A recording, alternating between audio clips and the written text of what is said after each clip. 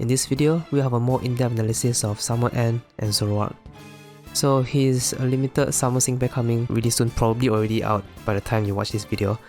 But yeah, he's a special Dark Striker, pick to fighting. For stats, he has high HP, irrelevant attack, good special attack, defense with defense a bit weak, speed is good. So for his passives are pretty good. You apply super effective up next when you enter the battle with full HP. So basically you just get super effective up next every time you start a battle. Unless the only time it doesn't activate is when you choose the ally parameter, the ally HP half parameter thing. Then yeah, that won't work for you, I guess. This first passive is pretty good, mainly because you can have super effective up next on your first sync, since you can max crit and special attack, right? Which I'll talk about that later. Second passive is Super Sync 9. You gain super effective up next every time you sync, which is really good. It makes his DPS really high. Third passive is Sync Freebie. You apply free move next effect after you use a sync move. Also, every time you use sync move, it's not first time, so every time you use sync, you get super effective up next, you get free move next effect, which means you get a free Night Daze that has super effective up next, which is kinda crazy. So first move, Night Daze, 4 gauge move, almost 200 BP at 5 out of 5. 95% accuracy, 40% chance to -1 accuracy on your opponent. Good, a really strong move. What else to say? Being able to minus accuracy is also a pretty good bonus, especially when like he has a couple passive in the grid that makes use of this accuracy drop for some damage. He has direct hit plus, good, can max crit. Snarl, which can be useful. He has devastation in the grid, which means more damage the lower your opponent's special attack is. Trainer move, Vivid Illusion, you max special attack and then you +2 evasion. Good trainer move. So basically, first turn you set up crit and then max special attack, and then your first sync is gonna have super effective next because of healthy super hit, right? Which is really good. And then once you healthy super hit, you have super effective next as well as free move next effect. Then you can start spamming Night Daze for some crazy DPS. Sync move is Defender or Dream Stack, which is a regular sync move. So overall, just Beast Kit alone, pretty solid. Nuke is pretty bad, 1 out of 5, but DPS is pretty strong. It's not bad, especially against super effective up next with Super Sync 9. Really good overall DPS. Let's move on to the sync grid. 1 out of 5, it gets Night Daze, MGR3, Dauntless, Snarl MGR3. Kinda okay, I guess. 2 out of 5. It also doesn't get much. It does get a few like okay stuff, but has nothing that can increase the damage. It gets MPR2, not really. Another Night Daze, MGR3, whatever. Nature Remedy can be good. Satisfy Snarl can debuff more with Snarl, right? 50% chance to minus another one special attack. Super 259 for some meme Snarl damage, I guess, if you want. Catalyst, Mooncake Acceleration, and you sync for the first time. Not really useful, especially when you have Sync Freebie, right? So Mooncake shouldn't be too much of an issue for you unless you run like a 3 sync pair 4 gauge team for some reason. MPR2 or Direct Hit Plus, not useful. Now 3 out of 5. 3 out of 5 is where he gets insanely crazy. On a roll 1 for Night Daze, pretty good. 80% chance to -1 accuracy. Off-screen power 3, you just need -1 accuracy to get a 30% multiplier for your move. Crazy stuff as well. Furious Brain, very easy to set up, right? +6 special attack. Just use trainer move. Easy. Bedazzle 1, also not bad. You enter battle, you -1 accuracy, pretty good. Then he has Devastation. This is really good. Obviously, more sync damage, right? Very strong. He can debuff special attack himself, but it's better to bring another support or tech to debuff, like Champion Iris, even Karen. Someone that can AoE debuff special attack would be quite useful, since you know he is very self-sufficient, right? Can max crit and special attack, so your options are a lot for your teammate. Can bring another tank, can bring another debuffer. Adrenaline 1, pretty good as well, -1 countdown when you sync for the first time. Obscurance Sync 5, this is also a really good passive. You only need -1 accuracy to get the 50% multiplier, so you add these two together, that's 150% multiplier. Q Cutter 2, 30% chance to -1 single countdown when your opponent misses an attack on you. Also, kinda whatever, but maybe can make it work, but I don't really recommend it. So I have 3 builds to show you guys. The first one is the nuke build. This one I would recommend for Champion Stadium, where you can just sync nuke the entire thing with 6-star EX, right? So Obscuring Power 3 for some extra DPS. You have Obscuring Sync 5 and Devastation. And then 2 sync nodes, so you literally take every sync stuff in the grid.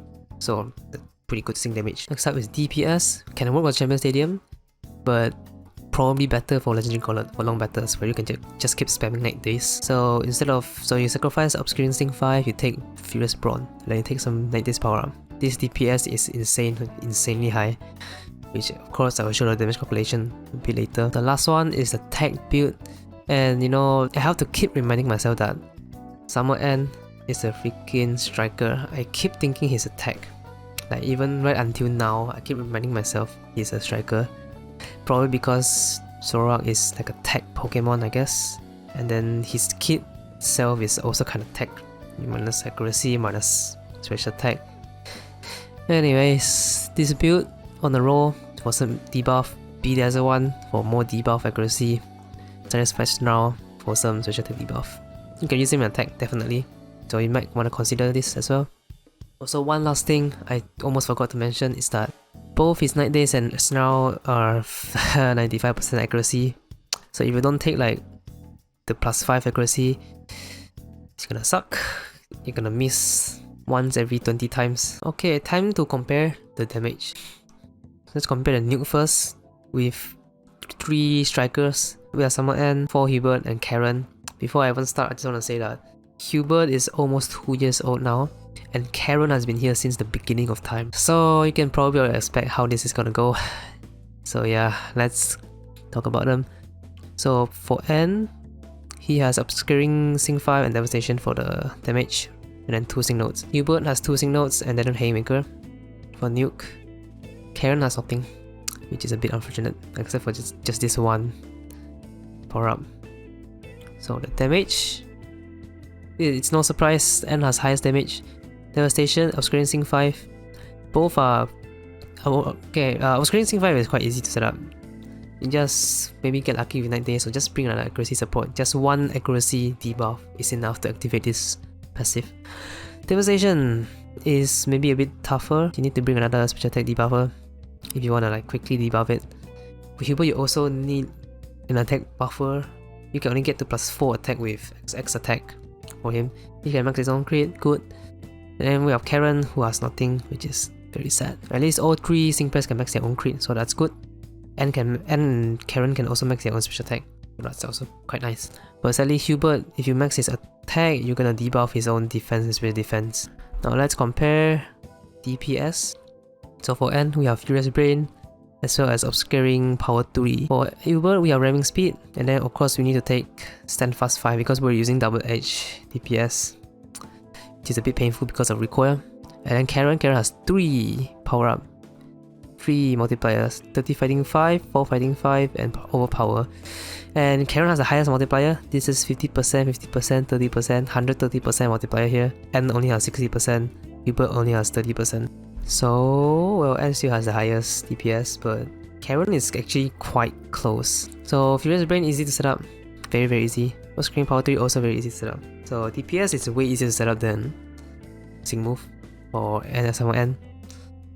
And then we have Hubert with Ramming Speed, which is quite difficult to set up unless you are inflicted by a status condition and you get +6 speed, which is very situational and very unlikely.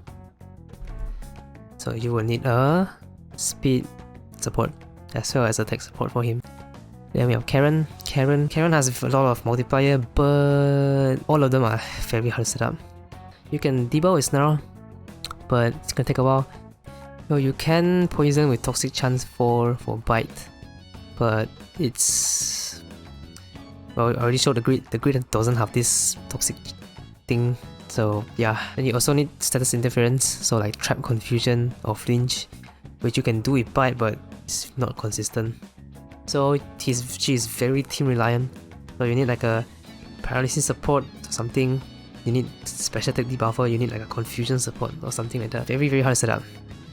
It's not like N, and it's so easy to set up. But if you set up for the Karen, for damage is actually really strong.